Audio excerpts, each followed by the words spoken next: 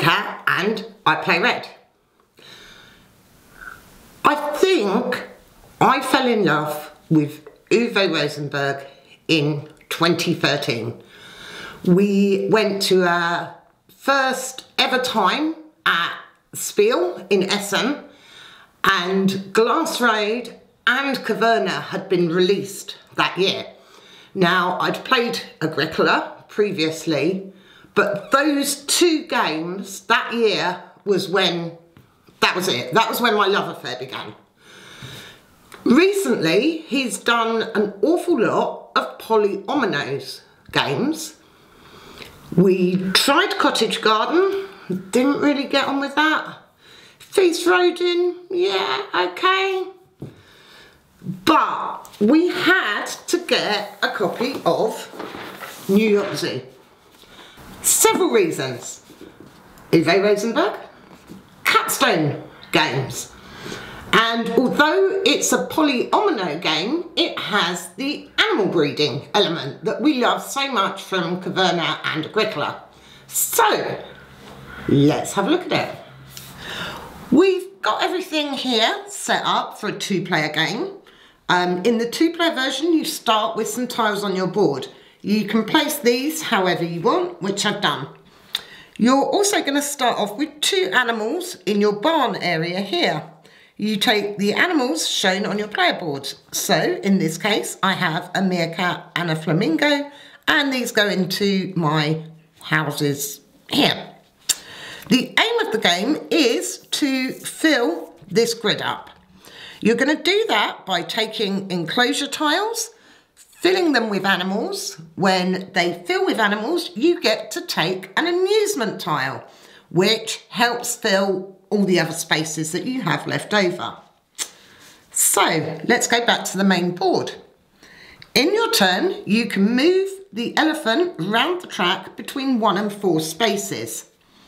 Now, a space is either somewhere there's an enclosure or somewhere you can get animals from. So these blue spaces here.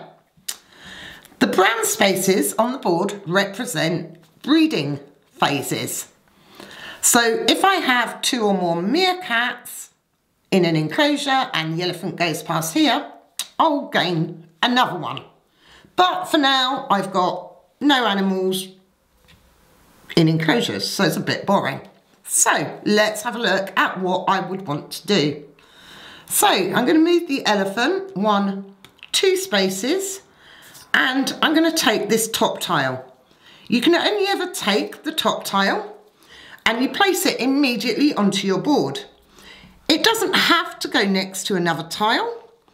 It can't overlap another tile or overlap the edge of the board. And as soon as you place it, you must place 1 or 2 animals in it. So I'm going to pop that there, and I am going to take a meerkat and put him into that enclosure. So where do we want to go from here? Let's have a look. Let's go 2 and take this tile, and I can put my flamingo in it. Now I have no more animals here to put into enclosures I take. So I'm going to have a look at taking some more animals. So I'm going to go here and take a meerkat and a penguin. So that now gives me 2 meerkats in that enclosure, ready for when we hit the meerkat breeding phase. Now this penguin I've taken, I can choose to put him in an enclosure or in my barn. But I want to get everything out and get things populated, so for now I'm going to pop him there. When you take an enclosure tile, you can actually twist it, turn it any way you want. This tile looks like it might fit quite nicely there, but I'm not sure. It actually provides you this little disc, pop that there, and I can have a play with this tile and see if it does. Yeah, it does go exactly where I want it. So I know where I took that from, and I can pop that back, which is quite a nice little idea. So I'm going to move here. Kangaroo breeding would happen, but I have no kangaroos. Now, I've landed here and I want this tile. However, I have no animals up in my barn. What I can do, however, is take animals from other enclosures on the board. You can never empty them out completely. So in this case, I can take one meerkat, but I couldn't take the second one. So for now, that's what I'm going to do. You can see I've started building up my board. I have some animals in enclosures, but they're all a bit sad and lonely on their own. So I'm going to move 1, 2, 3 to this spot here, which will get me a flamingo and a penguin. So let's take them, flamingo and penguin, and put them here into the appropriate enclosures. Now, this is where the magic will happen. The next player to move the elephant will go past the flamingo breeding spot. The first thing you do is the standard action. So here it will be take a meerkat and a fox, who I think are definitely my favourite. That's so cute. So let's pop a meerkat and a fox. So I've done that action, and now we look at the breeding. And I have a pair of flamingos. So they will generate one other flamingo. Regardless of the number of animals in a pen, you're still only going to generate one offspring. So even if we went past this now with the 3, I'd only get 1. That's okay, it's still 1. So let's have a look. Let's say I had a lot more flamingos. So let's say I'd been here when we went past the breeding. So I'd get 1 flamingo, and that completes that enclosure. So I take these off.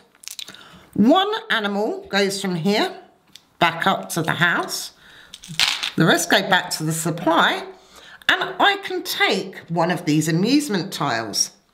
Now, obviously, it's nice to grab these big ones, but you are going to find that you need some of the smaller ones to fit in, which is kind of what I did. I placed my initial tiles waiting for one of these.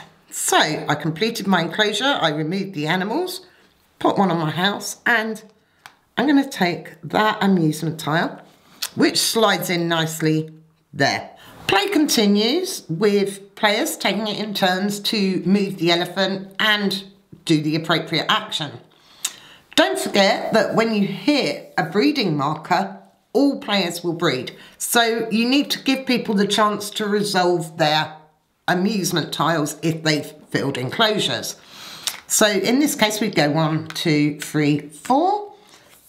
Go past the meerkat breeding. I get a little meerkat and take this. I don't know if I want this. Do I want this? Yes, that's quite good. Pop that there. Now, as you can see, the tiles on these stacks actually get smaller as you go down them. It explains how to do that in setup. The enclosures vary from 7 to 4 spaces. So the 4s are right down the bottom here. They're easier to fill, but by the time you get to the point of filling them, you'll only have the smaller amusement tiles left. So there's a real balance between when you do things.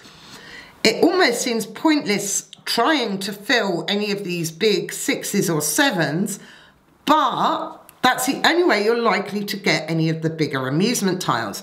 So it's a balance between what you need and when.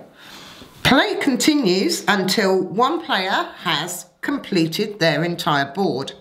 Now, obviously, in 2 players, you have essentially 1 loser and 1 winner. In multiplayer games, the scores are determined by whoever has the least squares left over. So now I'm just popping tiles on the board for fun. Now this space is empty, it won't actually count as the elephant moves here. So we'd go 1, 2, 3, 4. So your choices get less and less as the game goes on. Let's take a penguin and another meerkat. Let's pop him there so both those enclosures breed. So now when we go past this meerkat breeding space, I'd actually generate one meerkat in this enclosure and one there. So you can get an idea of how quickly the game escalates. This is definitely a simpler Uwe that relies more on the tile aspect than the animal breeding. It feels far more like a puzzle than an actual game, but there's also a race element to fill this board. The artwork is lovely. The little animeeples are adorable. We've got our penguins. Oh, we haven't seen the kangaroos yet. The kangaroos, the penguins, the foxes. These are my favourite. I love the little foxes and the meerkats. There we go. So the quality of the components is what we expect from Capstone games. Sorry, Capstone, bars high. The game fell a little bit flat for us, I'm sad to say. I was really excited about an Uwe game with animal breeding. I thought we were getting back to the good old days of the meaty Euros that he used to produce. But this does just feel like a bit of a tweak on Cottage Garden or Feast for Odin or any of the other similar games he's done. If you want something to play with your family, this is fantastic. It's obviously got the cute animal element. It's got the maths and spatial awareness element that goes with the board. But if you're a fan of Uwe's heavier games, I'm afraid you're going to be disappointed again. I'm sorry, I don't want to be the bearer of bad news. It's cute, it's cheap. If you've got kids, it's great. That's New York Zoo. Hope you enjoyed this video. If you did, click like, subscribe, and all that stuff. Come and say hello to me on other social medias, on Twitter, Facebook, Instagram, I Play Red. Thanks for watching. See you next time. Bye.